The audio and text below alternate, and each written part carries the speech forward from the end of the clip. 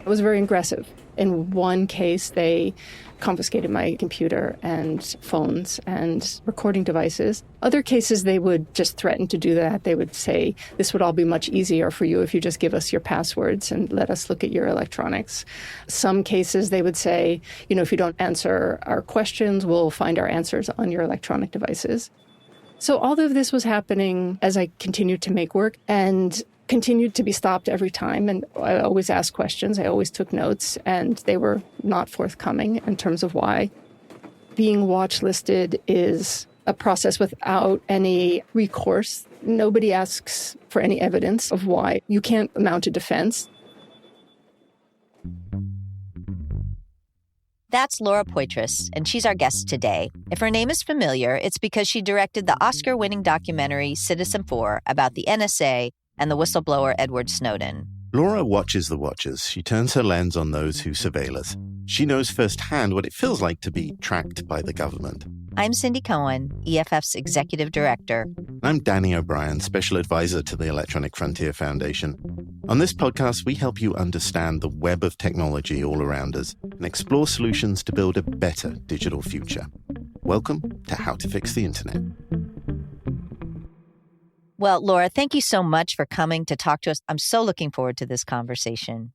Yeah, it's great to see you and to talk with you, Cindy. I'm such a huge admirer of EFF's work in protecting our privacy and securing the internet and keeping it a place for free conversation and exchange of ideas.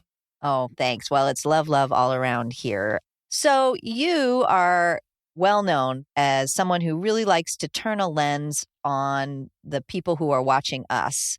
How did you get interested in this kind of viewpoint of watching the watchers? I think a number of things happened right after 9/11, which one of the major things that the U.S. government did, in addition to its occupation of Iraq and creating of secret prisons and Guantanamo Bay prison and torturing people, was surveillance, was mass global surveillance. And this was decided in the immediate aftermath of 9/11. And we didn't know that at the time. It wasn't something that the public was informed about, but it happened behind the scenes. Yep. And through my reporting and over the years and through the bravery of whistleblowers, we've learned more and more of how it was that the U.S. government used 9/11 as an excuse to use mass surveillance, both internally and illegally against U.S. citizens, and then in a sort of global collection of communication. And so it's been going back a long time. My work on looking at America post 9/11 began with a film I made about the U.S. occupation of Iraq, and that I started filming in 2004 and released it 2 years later. And that film about the occupation became part of a trilogy. And the final part of the trilogy is Citizen4, which is the film that you reference about Edward Snowden and the NSA. But as part of this, you had the tables turned on you, right? You became one of the people being watched at the border. Can you talk a little bit about what that was like? I mean, I think we should say here that EFF has been very much a part of my learning about the U.S. targeting. I was placed on a terrorist watch list after I made the film in Iraq. After it was finished, after I'd come home and released the film, I started being detained at airports, U.S. airports, both flying domestically and internationally. And when I was detained, it was very aggressive. They provided very little context or information, even though I asked to know why I was being stopped. But it happened every time I boarded a plane, or actually every time I returned home to the U.S.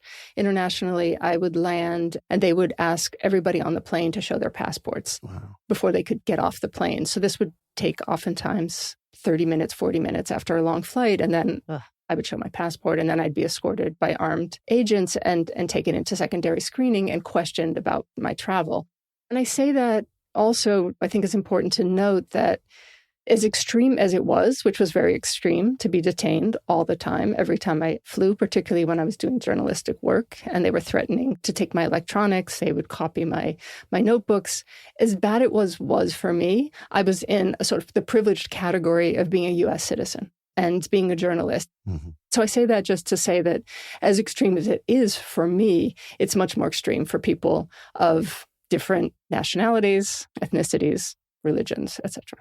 Did you ever meet anyone else who was going through this same experience of being, as you say, not absolutely targeted, but obviously having to go through a rigmarole every time they went through the border? Sure, there's a lot. I mean, if you're in secondary screening, it often start up conversations with people, and they would say that it happened to them all the time. Rarely were there U.S. citizens in secondary screening. Mm-hmm. Usually it was people from other countries. Oftentimes people would say that they're human rights workers, and it happens to them every time. You can't find out anything of why it's happening to you. You can't present any evidence to stop it. And it continued from 2006, and then they stopped detaining me in 2012. So for 6 years, I was probably detained in airports close to 100 times. Wow. This is part when we're watching the watchers. I've gotten to learn a lot more about their watch listing through my reporting, and I've had the ability to expose some of it through whistleblowers such as Edward Snowden. And so when he released documents to myself and other journalists, one of the, of course, first things that I searched for it in the NSA archive was watch listing. And there you see it, reading NSA agents talking about, here we are, we've started our new watch listing program. This is how it works. We've created this in the post 9/11 era to protect the homeland. And this is how you nominate people, and watch listing as a verb. And so seeing those documents and then being able to report on them and release on them, other whistleblowers have come forward. So now the government can't deny that it has a watch listing program, but it's still, many people are caught up in it. Yeah, it took years of litigation, not only in your case, but in, a couple other cases that we were tracking before the government even admitted that they had such a list. And then they defended the idea that they have a list. It was a great honor to get to do the FOIA case for you. And we found some things out. Yeah. So you want to talk about that a little bit?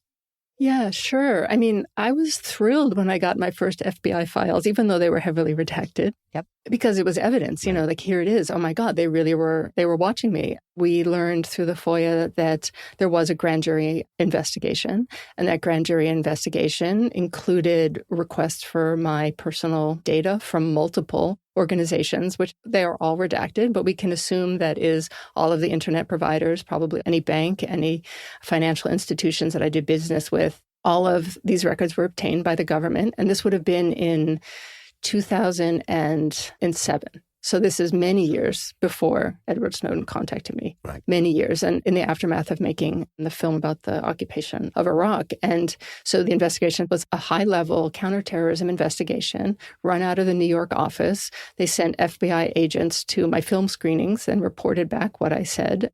They collected massive amounts of all of my personal data.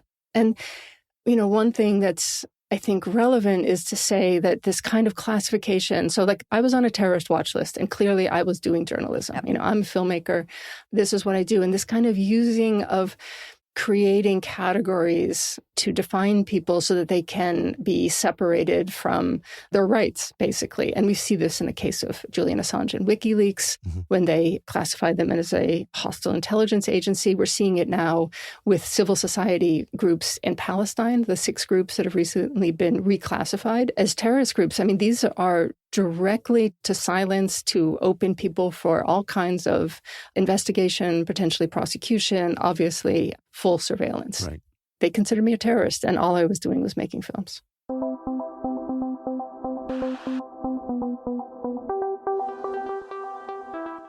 The national security folks, they don't get any points for letting somebody off the list. They only get points for putting people on the list. Points, I don't mean that literally. I just mean that their endeavor is about trying to put as many people into that category as they can. Backing people out of it is something that they didn't appear to even have a real process to do before the litigation happened. And the list just got longer and longer. And they only got caught, honestly, for some of the things that they did. I think you're a good example of somebody who didn't look like what the American people thought a terrorist should look like. I think at one point, one of the Kennedys ended up on one of the lists. And so that made some news. But it really does show that you need people who are watching the watchers, and you need checks and balances around this thing. One of the things that I think I sometimes wonder, if Mr. Snowden hadn't come along and you hadn't gotten the Oscar, would we have been able to get you off of these lists? I think it's true. There was a long time where I thought it was very likely I'd be indicted and or never be able to return to the United States. I mean, when I started reporting on the NSA and when Snowden came forward, I just thought this is okay. And, the evidence supports that. I mean, there's the recent reporting from Yahoo News that focuses on the CIA's war against WikiLeaks. But in that, it reports that the CIA also were advocating to label myself and Glenn Greenwald as information brokers. That we're not journalists, we're information brokers, and that therefore we are subject to potential prosecution and certainly for complete surveillance. Right.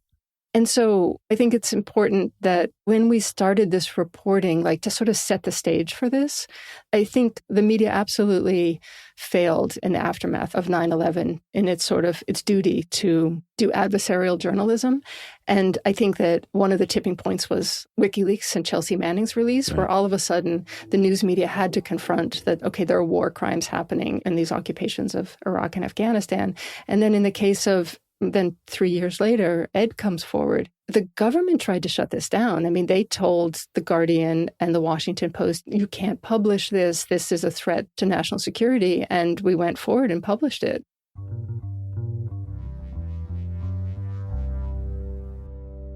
When we launched the Hepting case, which is the predecessor to the Jewel case about the NSA spying, we had evidence of the AT&T facility in downtown San Francisco being used as part of this mass surveillance program.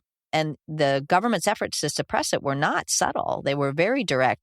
This isn't subtle stuff. And the way that the secrecy tends to grow and metastasize and then take steps to protect itself is one of the things that really makes it hard for, I think, democracy to work, right? For people to know what the government is doing in their name, which has to be fundamental to a society that considers itself self-governing.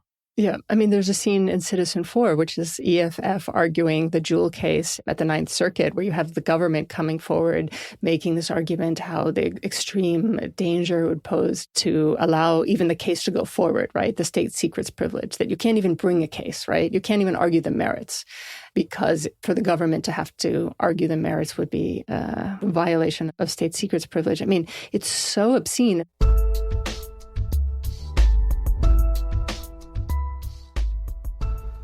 Your work documenting surveillance and specifically the surveillance of people involved in journalism continues. So let's talk a little bit about the NSO group and the work that you've been doing there. I just finished a short film called Terror Contagion, and that film follows an investigation into the NSO group that's being conducted by Forensic Architecture.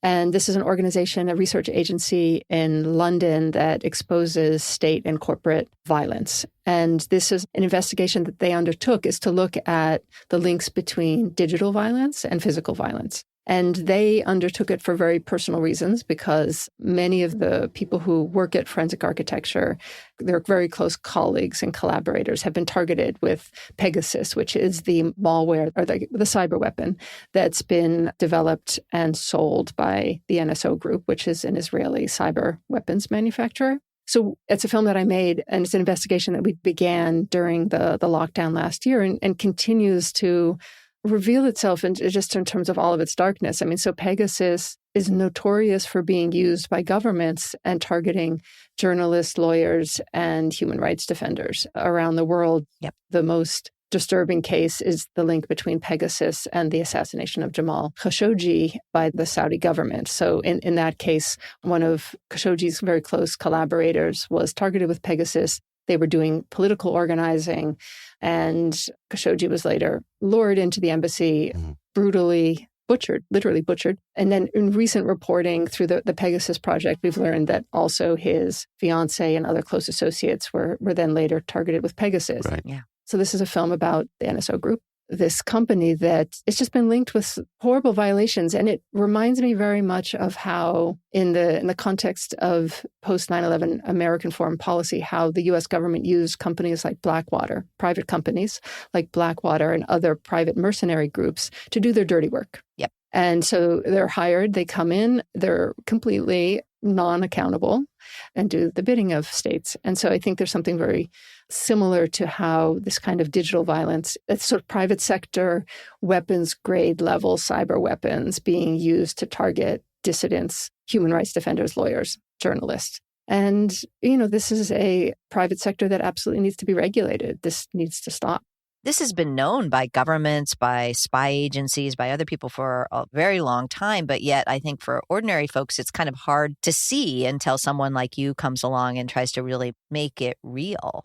I mean, I would frame that a little bit differently, Cindy, because I feel that if you look historically at people who are dissidents and have exposed power, it's not an abstraction. Yeah. It's physical. It's in your head. I mean, one of the things that really came forward in these interviews we did with people who'd been targeted with Pegasus is the violation that you don't know who you can speak to, the sense that you are concerned that you're a vector for violence for your friends and colleagues or sources, right? Yep. And so you have journalists who immediately their first thought is, oh my God, what about my sources? Yep. And so I don't think it's this kind of a threat that's not palpable. Right. I think that the threat is very palpable. But you're right. For people who are targeted by it, it's a very, very powerful tool. And we have some things that we can do to help protect people, but we really need to do more. EFF has been involved in a bunch of cases around both government use of surveillance technology and when do you hold a company responsible for it. And the courts have just been terrible at really recognizing these harms. And I think understanding how this works is one of the critical pieces for how we build a better society, and recognizing the harm that comes from being watched all the time, whether that's in a commercial context or these kinds of much more physically dangerous situations involving journalists and whistleblowers and human rights activists, is one of the things that we have to really understand as a society so we can build rules that really protect against these harms.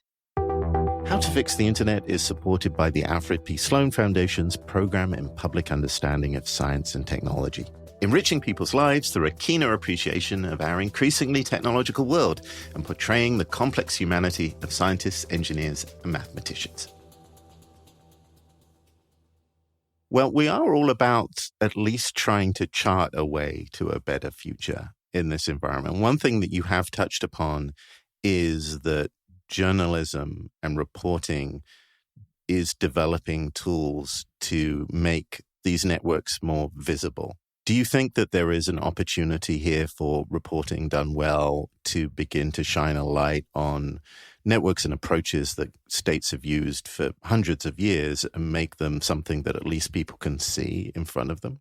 I think journalists are key to exposing these kinds of abuse of power. I mean, organizations like Citizen Lab that have been really at the forefront of tracking NSO Group and the use of Pegasus. I mean, that's people using digital expertise to hold governments accountable. I mean, all this is really, it's crucial and should be supported.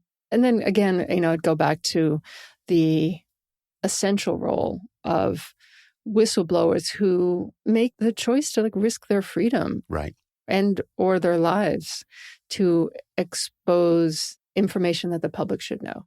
It's unfortunate that these are the systems that we're relying on. We're relying on independent journalists, we're relying on whistleblowers putting their lives on the line to expose these kinds of abuses of power.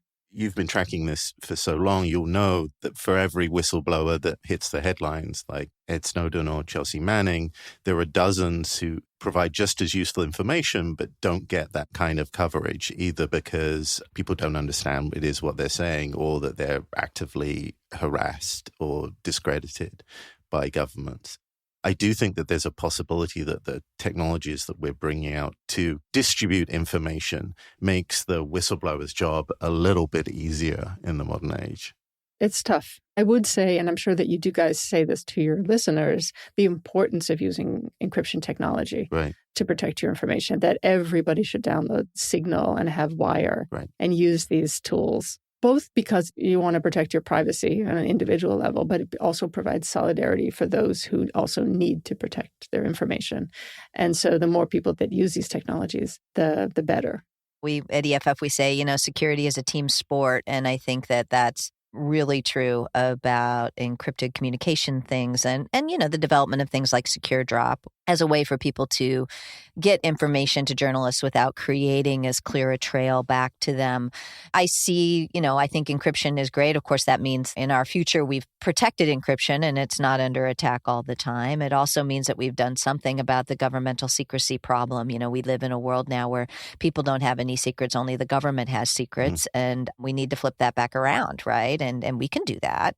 I mean, that's a hard political lift, but it's not a difficult thing to articulate what it would look like if governments had less secrecy and people had more privacy. Let's dream a little. If we got all these things done, What would it be like for someone like you who's doing, coverage? What would it be like for journalists and dissidents in making their way? How would their lives be better? How would all of our lives be better if we were able to make these changes? I mean, to begin with, whistleblowers wouldn't have to risk their lives or risk prison to communicate information that the public should know, the public has a right to know. That should just not be the system where we learn about things like watch lists and government mass surveillance at the scale that we know of it because of Edward Snowden. So maybe my problem is I can't just jump to any kind of utopian future, but let's have investigations into crimes that were committed in the last 20 years. To me, that would be a great start. Yep. Let's release the torture report in its entirety. Yep. Let's reveal the war crimes that have been committed. Let's hold people accountable, Yep. or at least release the information so the public knows. We don't need deep thinking about what we need to do to fix it. We just need the political will to do it. But protecting whistleblowers, reducing secrecy, creating accountability are all very straightforward. It's like protest, right? That both whistleblowing and protests are things that you need to have when the systems aren't functioning, right? They should be the escape valves for malfunctioning systems rather than the only way to make things go forward. So when you're at the point where you have whistleblowers and people taking to the streets in protest, that's a sign that the system itself isn't functioning, and we should treat it as such. I would reframe that also. Yeah. I mean, this is not a country that ever had systems of democracy that served everyone, right? As we know, it's a society that's built on violence. And so there's never returning to any kind of past that had a sense of justice. Well, that's a fair point. One of the things I got from what Cindy was just saying there is that what we're seeing now is kind of the signs of a failing system, that you have whistleblowers and you have big exposés because the existing system isn't working. But I think one of the saddest things about what we see is that people have to conduct such heroics and have to be presented in this sort of way of being, individual freedom fighters, when this should just be something that is limited from the very get-go. What do you think is the role of a journalist in trying to move to a society which doesn't need these heroics? So I'll try and be a bit more positive. Things that I do think we should look at as positives of this era. For instance, citizen journalists. I don't think we would have a movement, a racial justice movement in this country without citizen journalists. This was not being covered by our mainstream news organizations until journalists that were living in communities that were subjected to violence came forward with evidence, and they are able to do it directly without a gatekeeper, right? It's not a coincidence that Edward Snowden reached out to myself, a documentary filmmaker, and Glenn Greenwald. We were not part of the establishment. Right. And he knew that he needed to work with journalists that weren't going to buckle. Mm-hmm. And I do think that examples like that, or examples like the young woman who filmed the brutal murder of George Floyd, I mean, she's a journalist. Yep. Mm-hmm. I mean, she changed history, what she did. And it wasn't that our news organizations were following those stories, but those stories were happening every day in communities. And I think what that means is that we not only have to shore up the legal protections for sort of traditional journalists with like a federal reporter's shield, but we actually have to expand that out to anyone who is conducting acts of journalism. That's the way it works under the California Shield Law. So we have models for this. It's the act of journalism is the thing that gets protected, not the status of the human being. And I think that's a really smart insight that now that we all have, in our hands devices that can record the news, then we need to protect all the people who can record the news, who do that for us. I absolutely agree with that. Of course, these are the people that the government most wants to peel off when they're talking about protections of journalists. I mean, we have this with Julian Assange case where you have a publisher being targeted under the Espionage Act. So the other part of this that seems to come through is a failure of due process, right? That we have secret courts and we have this entire world of classified government action which doesn't get the same kind of oversight and the same kind of justice to the people it mistreats. So this is actually a question to both of you, is there a model where you can see that we can restore some kind of or even improve due process in a digital age when governments or even individuals have this huge level of technological ability to disrupt people's lives? Yeah, I don't have a lot of faith in our systems. Uh-huh. I just don't. I mean, there's plenty of things we could do. I have been arguing in court for a long time that the Foreign Intelligence Surveillance Act lets you bring litigation if you are improperly targeted or affected by government surveillance.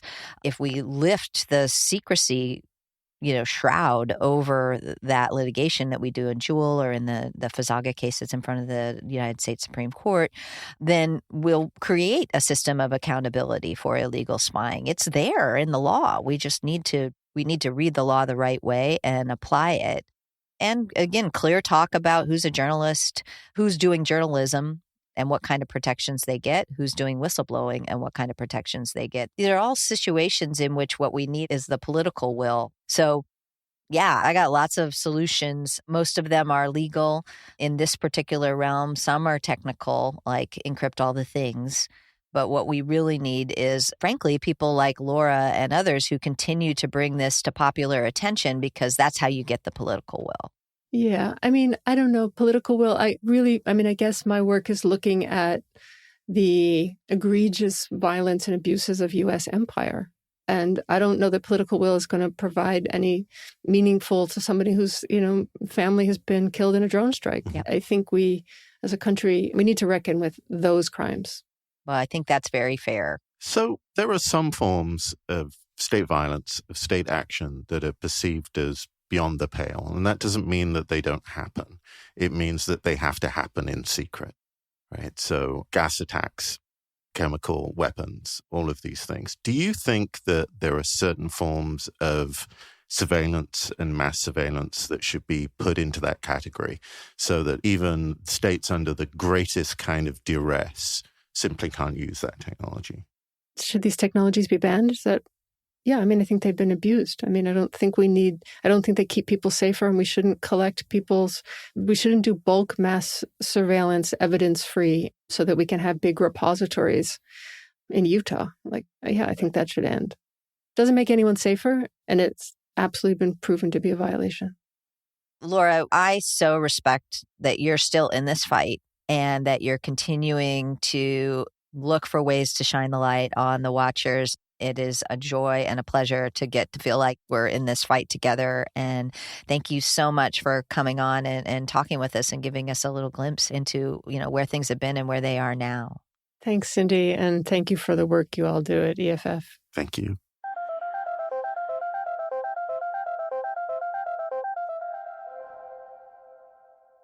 Well, I think we have to admit on this show that some problems are harder to fix than others. And pervasive mass state surveillance is a huge problem, and we need a lot of political will and a lot of people working together to try and solve it. We can't just depend on the whistleblowers that Laura covers, and frankly, Laura's amazing work over 20 years to do this on its own.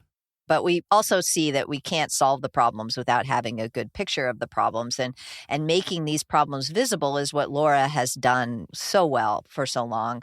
We have a better understanding of the shape of surveillance based upon her work, both kind of physically and, what it feels like to be surveilled. One of the things that came out of just talking to Laura directly is how scary it is to be targeted in this way, how it impacts people's lives and also the people around them. Again, the one thing that you have to keep conveying to people about the consequences of surveillance is that it's all very well to say that you have nothing to hide. But when you're spied upon, everybody that's connected to you gets spied upon. And if we don't push back, the most vulnerable people in society, the people that actually keep really massive violations of human rights and illegality in check, they're the people who get most affected. And I think that, Laura's perspective is always very international. And so we see how the problems of mass surveillance are really the problems of the way that nation states interact with each other and interact with people who criticize them. And so we can talk a lot about the United States and what the U.S. does domestically to people like Laura. But I think she always reminds us that people who are not in America, not in American systems are, more targeted by these kinds of systems, and that the problem really does require an international focus and not just a U.S. focus. The other thing that became really clear is, how much we need to protect whistleblowers, how much we need to lift the veil of secrecy and make sure that you don't have to be a hero in order to be a whistleblower. You don't have to take extraordinary risks to be somebody who's pointing out where either a government or a powerful company is doing something that's wrong.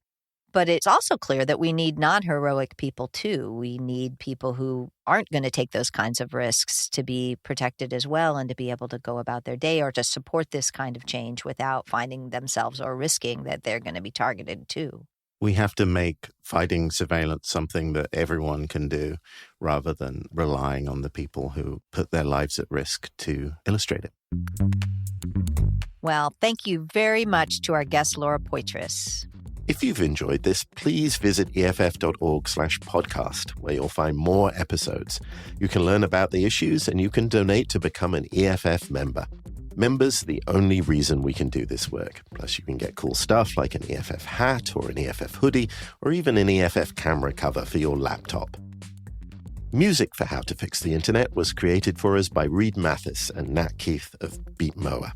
This podcast is licensed Creative Commons Attribution 4.0 International and includes music licensed under the Creative Commons Attribution 3.0 Unported license by their creators. You can find those creators' names and links to their music in our episode notes or on our website at EFF.org/podcast. How to Fix the Internet is supported by the Alfred P. Sloan Foundation's Program in Public Understanding of Science and Technology. I'm Danny O'Brien. And I'm Cindy Cohen.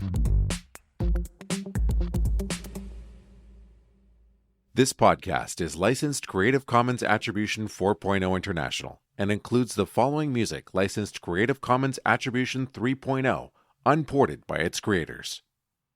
Come Inside by Snowflake, featuring Starfrosh, Jerry Spoon, Kara Square, and Spinning Merkaba. Kalti Oren by Alex, featuring Starfrosh and Jerry Spoon. And Come Inside by Zepp Herm, featuring Snowflake.